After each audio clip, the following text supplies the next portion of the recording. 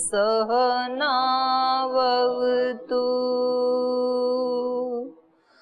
सहनौ भुनक्तु सह वीर्यं करवावहै तेजस्विनावधीतमस्तु मा विद्विषावहै। ओम शांति शांति शांति।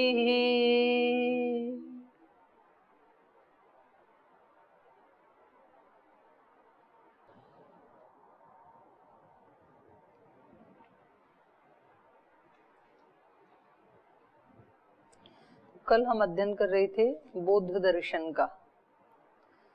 बौद्ध दर्शन के बारे में क्या समझे आप? हाँ जी, बौद्ध दर्शन के बारे में क्या समझे? पूर्व की कक्षा में हम कर्मफल व्यवस्था के बारे में पढ़ रहे थे। उसी संदर्भ में बौद्ध दर्शन में हमने कर्मफल व्यवस्थाओं के बारे में जाना कि यहाँ पे भी कर्मफल व्यवस्था बहुत ही प्रकृष्ट रूप से उसको माना गया है, जैसे अन्य भारतीय दर्शनों में भी माना गया है। और महात्मा बुद्ध इसका स्वरूप उस संक्षेप में बताइए बौद्ध दर्शन का। इसमें 4 आर्य सत्य महात्मा बुद्ध ने बताए थे। हाँ। और उन 4 आर्य सत्यों को अलग अलग तरह से लेकर के 4 इनके भिन्न संप्रदाय भी बने, जो कि ना 4 आर्य सत्यों को लेके संप्रदाय नहीं बने। 4 आर्य सत्य तो सभी ने माने, चारों नहीं माने।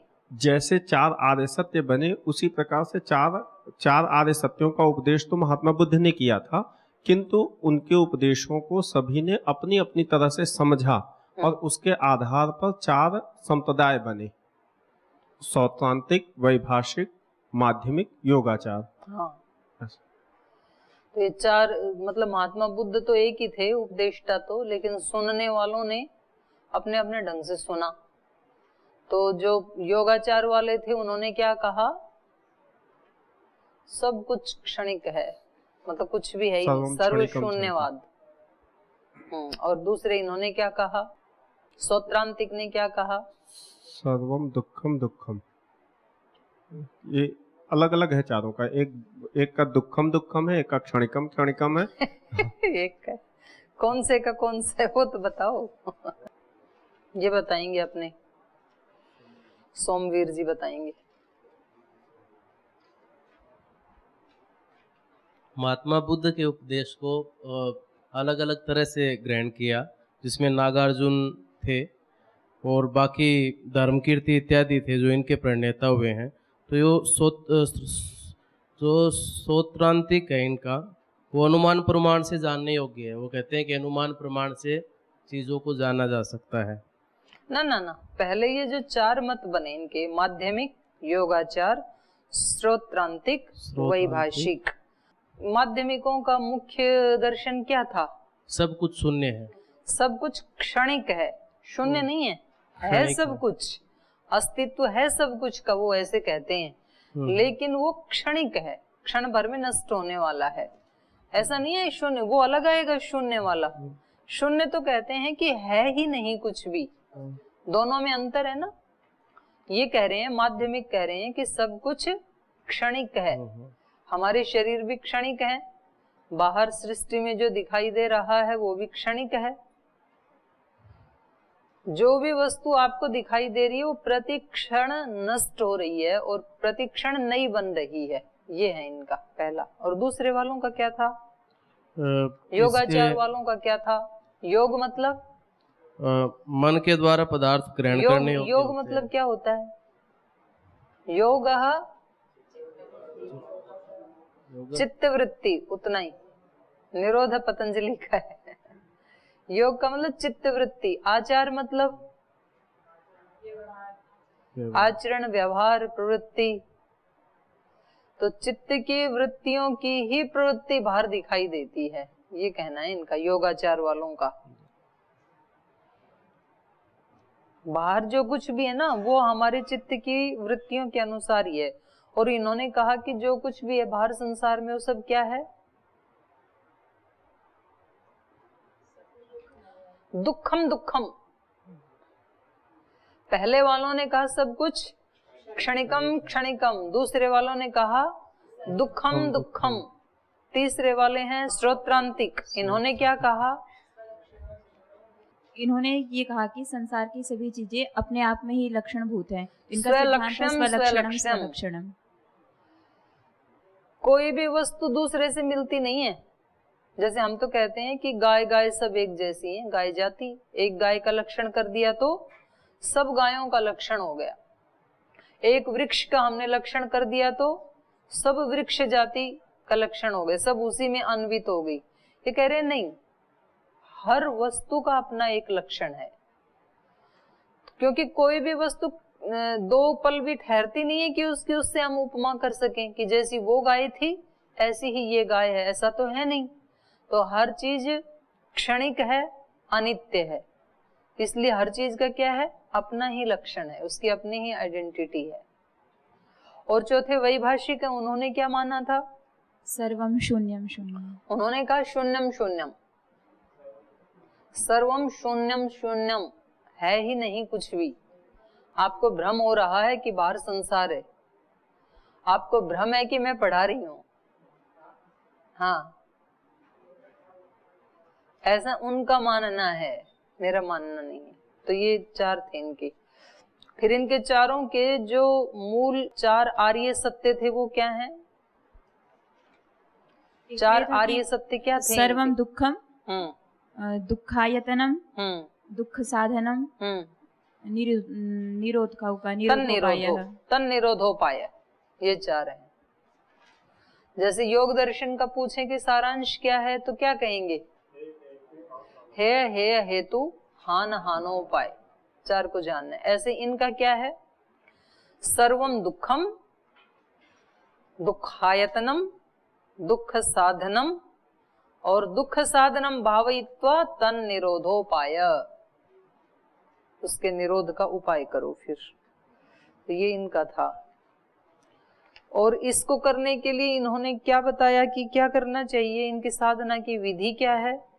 हे तो दुख ही हो गया, और दुख का समुदाय ये हो गया हेय का हेतु।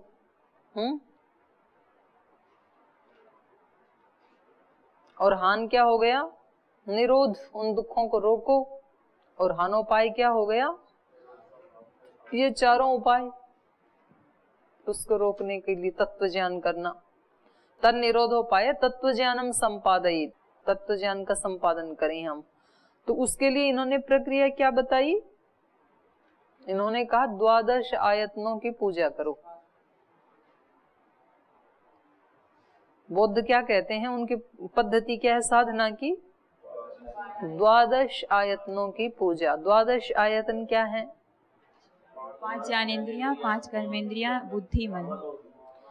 5 ज्ञानेंद्रियां, 5 कर्मेंद्रियां, मन और बुद्धि, इनकी पूजा करो। इसका मतलब क्या है? इनसे सम्यक कर्म करो, इनसे, क्योंकि सारे कर्म इन्हीं से ही किए जाते हैं, ज्ञानेंद्रियों से, कर्मेंद्रियों से, मन बुद्धि से। तो कर्म या तो शारीरिक हैं, या तो वाचिक हैं, या तो मानस हैं। तो जिसका कर्म शुद्ध हो गए, कर्म शुद्ध होने का मतलब दिव्य कर्म हो गए, निष्काम कर्म हो गए, दोषपूर्ण कर्म नहीं रहे, राग द्वेष मूल में है जिनके, ऐसे कर्म नहीं रहे, तो फिर वो जो दिव्य कर्म है, निष्काम कर्म है, वो तो अपने आप में ही एक पूजा बन गई। तो फिर सारी जिंदगी ही क्या बन गया?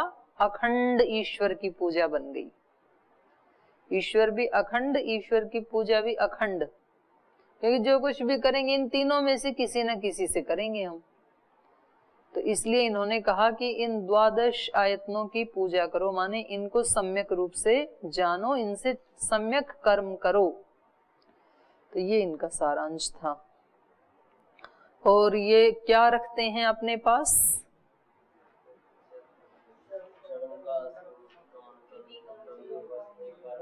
कृति कमंडलु मोंडेयम लिख लो ना, ये श्लोक लिख लो। कृति ही कमंडलु मोंडेयम चीरम पूर्वाह्न भोजनम। कृति ही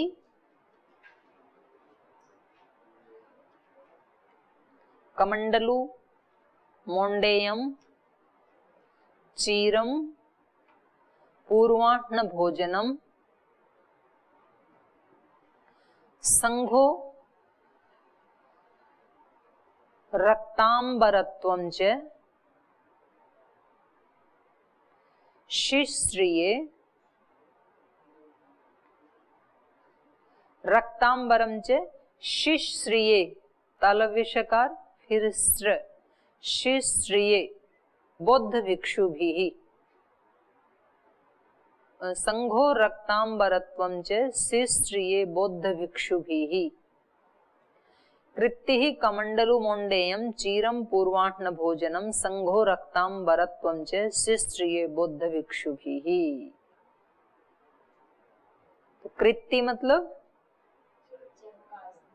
चर्म का आसन, कमंडलु हाथ में कमंडलु मुंडन करना, केश नहीं रखना, चीर वस्त्र धारण करना है, दिगंबरी नहीं होना, और पूर्वाह्न भोजन, एक बार भोजन करना है और वो भी दोपहर में करें तो अच्छा है, शाम को कुछ नहीं खाना, या फिर सूर्यास्त से पहले ही कर लो, वो तो जैनी होगा सूर्यास्त से पहले। इनका है पूर्वाह्न पहले।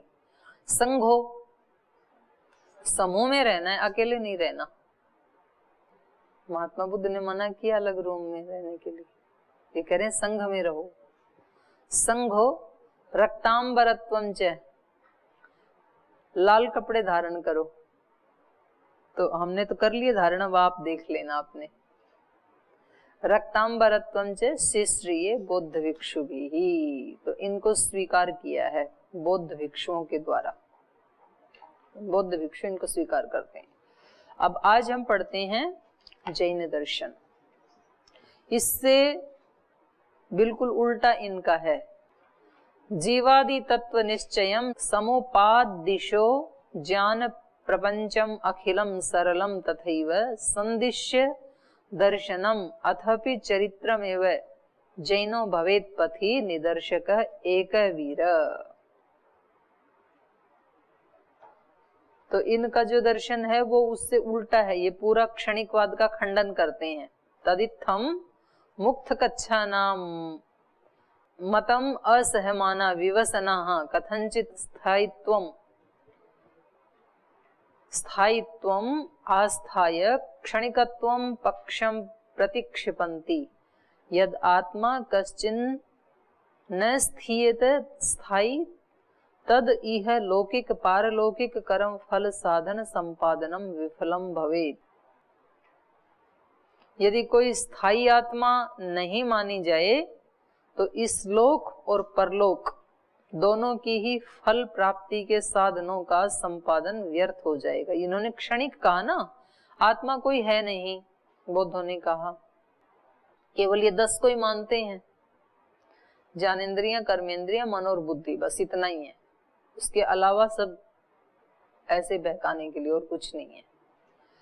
तो ये कह रहे हैं कि आत्मा को आप मानते नहीं हैं, ये कहते हैं बुद्धि को ही आत्मा मान रहे हैं ये, और वो आत्मा भी कैसी है, क्षणिक है, कोई स्थायी नहीं है, शरीर के साथ ही नष्ट। तो आत्मा को स्थायी मानी नहीं जाए तो इहलोक और परलोक दोनों की फल प्राप्ति के जो साधन हैं, व्रत, दान, उपवास आदि, वो सब क्या हो जाएंगे, उनका संपादन तो व्यर्थ। क्योंकि अभी मैंने संपादन किया, व्रत किया, उपवास किया, अब फल भोगने के लिए मैं तो बची नहीं, अगले क्षण करके मैं तो नष्ट, और तो मेरे को तो किया हुए का फल नहीं मिलेगा, और जिसको मिलेगा उसने तो कुछ किया ही नहीं, उसको फोकट में मिल गया। तो कौन करेगा फिर धर्म का अनुष्ठान, कौन करेगा? क्योंकि जो करेगा उसको तो मिलना नहीं है, और किसी को बिना किए ही मिल जाता है, तो जिसको मिलेगा मिल जाएगा, करना नहीं है अपने को, यही धारणा बनेगी ना, फिर दोष आएगा। तो ये कह रहे हैं कि ये ठीक नहीं है। जैनियों की आपत्ति है कि यदि सभी पदार्थ क्षण क्षण में बदलते जा रहे हैं तब सभी कर्म ही बदल जाएंगे। काम करने वाले फल पाने के समय नहीं रहेंगे, काम करे दूसरा और फल मिले दूसरे को, कोई काम करने की जरूरत ही क्या है फिर। तो इनका बहुत ही विस्तृत है जैन दर्शन जो है ना, इसको पढ़ने के लिए बहुत समय की वो है, तो हम मोटा मोटा इसमें से पढ़ रहे हैं। अति प्रसंग दिखा रहे हैं, ये पहले थोड़ा सा इनका खंडन वाला मैं एक बार पढ़ रही हूँ, पूरा नहीं पढ़ रही हूँ, इन्होंने तो विस्तार से खंडन किया है बहुत। उसके बाद ये क्या मानते हैं, इनका अपना मत क्या है, फिर उसका पढ़ती हूँ। तो क्षणिकवाद सिद्धांत ही ऐसा है जिसमें अति प्रसंग होता है। अति प्रसंग क्या होता है इसमें, तो ये कह रहे हैं तथा च कृत प्रणाश अकृत अभ्यागम प्रसंग, ये आएगा जो अभी मैंने बोला ना, जो किया है कृत प्रणाश उसका तो नाश होने लगेगा, कृत प्रणाश अकृत अभ्यागम, जो किया नहीं उसकी प्राप्ति होने लगेगी। तदुक्तम सिद्ध सेन वाक्य कारेण कृत प्रणाश अकृत कर्म भोग भव प्रमोक्ष स्मृति भंग दोषान उपेक्ष साक्षात क्षण भंगे में इच्छन अहो महासाहसिक परो असौ। तो ये एक वो ही दे दी इन्होंने कारिका ही। ये कह रहे हैं कृत प्रणाश किए हुए का नाश और अकृत कर्म भोग बिना किए हुए का फल भोगना, जिसने किया ही नहीं उसको फल मिल रहा है। कृत प्रणाश अकृत कर्म भोग भव प्रमोक्ष और संसार का नाश, प्रतिक्षण नाश हो रहा है संसार का नाश। भव प्रमोक्ष स्मृति भंग दोषान, भोग भव प्रमोक्ष ऐसे है ये। कृत प्रणाश अकृत कर्म भोग भव प्रमोक्ष, अर्थात भोग का, भव का, भव माने संसार, और मोक्ष का, तीन का नाश, और स्मृति भंग दोषान, स्मरण शक्ति का भंग होना। मतलब ये चीजें संसार में मिलेंगी नहीं ना। जैसे मैंने कोई कर्म किया या कोई मैंने किसी विषय का सेवन किया तो मुझे ही स्मृति आती है ना कि मैंने उस समय ये फल खाया था। अब मैंने खाया और मैं नष्ट, तो स्मृति किसको आएगी। तो इनके मत में स्मृति नाम का कोई पदार्थ नहीं रहेगा। स्मृति का नाश, संसार का नाश, संसार तो उसी का नाम है ना जो संसरती इति संसार है, आगे आगे सरकता है जो, ये तो पैदा हुआ और नष्ट, तो संसार बना कहाँ, तो संसार का भी नाश हो गया और मोक्ष का भी नाश हो गया। कोई आत्मा इस जन्म में अच्छे कर्म करे तो आगे वो मोक्ष में जाए, पर वो आत्मा ही स्थिर नहीं है, प्रतिपल तो कौन जाएगा और कौन साधन करेगा। तो मोक्ष का भी नाश, संसार का भी नाश, कर्म फल का भी नाश, स्मृति का भी नाश, मोक्ष का भी नाश, कुछ भी नहीं होगा ना, तो ये सारे दोष आएंगे इनके मत में, ऐसा उनका कहना है। स्मरण शक्ति भंग हो जाना, इन दोषों की साक्षात उपेक्षा करके जो क्षणिकवाद को मानने की इच्छा करता है वह विपक्षी वास्तव में महासाहसिक है परो असौ। ये कह रहे बड़ा साहसी है, मतलब इतना सारा जो प्रत्यक्ष ही दोष दिख रहे हैं, इन दोषों को दिखा करके अपने आप को दार्शनिक कह रहा है। तो कह रहे हैं तो बड़ा महान साहसिक है, दुस्साहस कहते हैं ना जिसको, तो इन्होंने व्यंग में कहा है महासाहसिक परो असौ।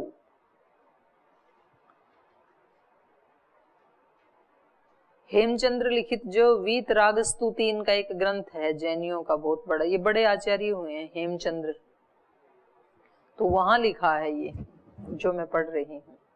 कृत प्रणाश अकृत कर्म भोग भव प्रमोक्ष स्मृति भंग दोषान उपेक्ष, इन सब की उपेक्षा करके साक्षात क्षण भंगम इच्छन, साक्षात क्षण क्षण में भंग होने वाले सिद्धांत को चाहते हुए अहो महासाहसी का परोसौ, अरे ये जो विपक्षी है, पर माने ये दूसरे वाला जो व्यक्ति है, ये तो बड़ा महान साहसिक है।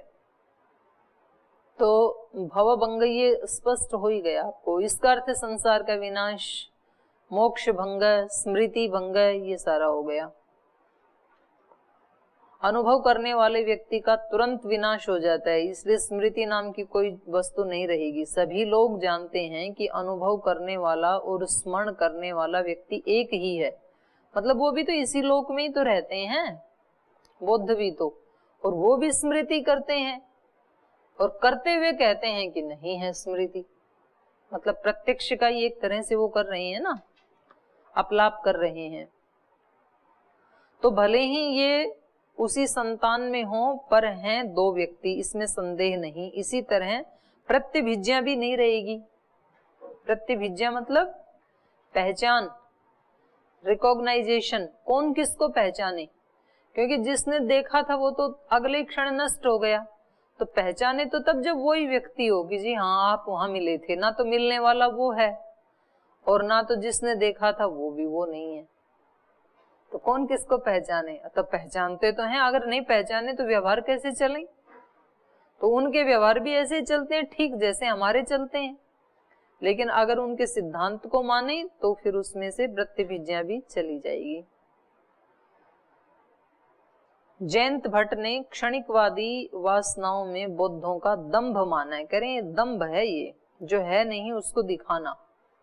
दंभो दर्पो भी मानस्य पढ़ा ना उसने गीता में आपने। दंभ क्या होता है? जो है नहीं वो दिखाना।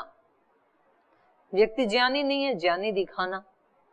सदाचरण साधक सदाचारी नहीं है, वैसा अपने आप को दिखाना। धनवान नहीं है, धनवान दिखाना। गुणवान नहीं है, गुणवान दिखाना। तो ये क्या है? दंभ। जो जैसा नहीं है वैसा दिखाने की कोशिश करना, ये दंभ है। तो ये इनके लिए जयंत भट्ट ने क्षणिकवादियों के लिए, बौद्धों के लिए क्या कहा? दंभी हैं ये। मतलब ये है ही नहीं संसार में। स्मृति भी है, पहचान भी है, आत्मा का अस्तित्व भी है, मोक्ष का अस्तित्व भी है। अगर इन सबको क्षणिक मान लिया जाए तो फिर ये लोग भी इतनी साधना क्यों करते हैं? बौद्धों ने कितने बड़े बड़े मठ बनाए, विहार बनाए, किसके लिए? जब क्षणिक है तो क्यों बनाते हैं? तो कह रहे हैं कि ये सब चीजों को मानते हुए और फिर भी इस तरह के उपदेश दे रहे हैं यदि, तो इसको इन्होंने दंभ बोला है। नास्ति आत्मा फल भोग मात्रम अथ च स्वर्गाय चैत्यार्चनम च संस्कार क्षणिका युग स्थिति भृत्य चैते विहारा कृता सर्वं शून्यम इदम वसूनि गुरुवे देह इति च आदिशते बौद्धानां चरितम किम अन्यत् ये तो दंभस्य भूमि पराह। बड़े कठोर शब्दों में इनका वो किया है। कह रहे हैं नास्ति आत्मा, एक तरफ तो ये कहते हैं आत्मा नहीं है, और फल भोग मात्रम,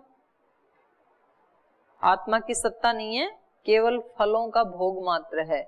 इस समय में जो हम फल भोग रहे हैं बस उतना ही है, और कोई आत्मा नहीं है। नास्ति आत्मा फल भोग मात्रम अथ च स्वर्गाय चैत्यार्चनम च, और फिर स्वर्ग प्राप्ति के लिए चैत्य की अर्चना करते हैं। चैत्य मतलब पवित्र मंदिर या मूर्ति आदि की। तो जो बौद्ध हैं वो मंदिर भी बनाते हैं, पवित्र मूर्तियों की भी अर्चना करते हैं। एक तरफ कहते हैं कि संसार भी नहीं है, आत्मा भी नहीं है, और दूसरी तरफ फिर स्वर्ग के लिए पूजा पाठ करते हैं। अथ च स्वर्गाय चैत्यार्चनम च संस्काराः क्षणिका, एक तरफ कहते हैं कि ये सारे संस्कार क्षणिक हैं, और दूसरी तरफ युग स्थिति भृतश्च एते विहारा कृताः। युग स्थिति भृत च एते, युग स्थिति मतलब युगों तक स्थिति रहे जिनकी, ऐसे विहारा कृताः, ऐसे विहार बना दिए। एक तरफ कहते हैं सब क्षणिक है, एक तरफ इतने बड़े बड़े विहार बना दिए कि वो युगों युगों तक नष्ट ना हो। युग स्थित भृतिश्चेता विहारा कृताः सर्वं शून्यम वसूनि, सर्वं शून्यम इदम, एक तरफ कहते हैं कि ये सारा संसार क्या है? शून्य है, और दूसरी तरफ वसूनि गुरुवे देही, इति च आदिश्यते। वसूनि वसु मतलब धन। वसूनि देहि गुरुवे, गुरु के लिए धन दो। वसूनि गुरुवे देहि इति च आदिश्यते, ऐसा आदेश भी देते हैं अपने शिष्यों को। जब शून्य है तो क्यों धन क्यों देना है। बौद्धानां चरितम किम अन्यत इयत दंभस्य भूमि पराह। तो कह रहे हैं कि इससे अधिक बौद्धों का चरित्र और क्या होगा, मतलब दंभ से युक्त। तो ये तो दंभ की पराकाष्ठा है, ऐसे कह रहे हैं। दंभस्य परा भूमि ही, दंभ की पराकाष्ठा है। तो ये इन्होंने पहले इनका ज्ञान का साकार होना, दोष, बहुत सारे इन्होंने खंडन किए हैं। मैं सारे नहीं पढ़ रही हूँ। इनका क्या स्वरूप है, इनके धर्म का, वो पढ़ रही हूँ अभी। अरहत मत की सुगमता और अरहत का स्वरूप। तस्मात् पुरुषार्थाभिलाषुकैः पुरुषैः सौगति गति नानुगंतव्या अपितु आरहति एव अर्हणीया। कह रहे हैं पुरुषार्थ अभिलाषुकैः, पुरुषार्थ की जिसको अभिलाषा है, पुरुषार्थ मतलब मोक्ष, मोक्ष की जिनको अभिलाषा है, जिनको इच्छा है, वे लोग पुरुषैः, उन लोगों के द्वारा सौगति गति नानुगंतव्या। सौगति गति माने बुद्ध की पद्धति, सौगति गति बुद्धों की गति, नानुगंतव्या उसका अनुसरण नहीं करना चाहिए। जिनको मोक्ष की अभिलाषा है वो बुद्ध की पद्धति का अनुगमन ना करें। अपितु आरहणी एव अर्हणीया, बल्कि आरहत की जो सरणी है, आरहत मतलब जैन, जो जैनियों की जो सरणी है उसका अर्हणीया, उसका पूजन करना चाहिए। अर्हत स्वरूपम च हेमचंद्र सूरिभिः आप्त निश्चयालंकारे निरटंकी ही। आरहत क्या है, इसके स्वरूप को इन्होंने यहाँ पर बताया है। कौन है आरहत? करें सर्वज्ञो जित रागादि दोष त्रैलोक्य पूजितः यथा स्थितार्थवादी च देहो अर्हन परमेश्वरः।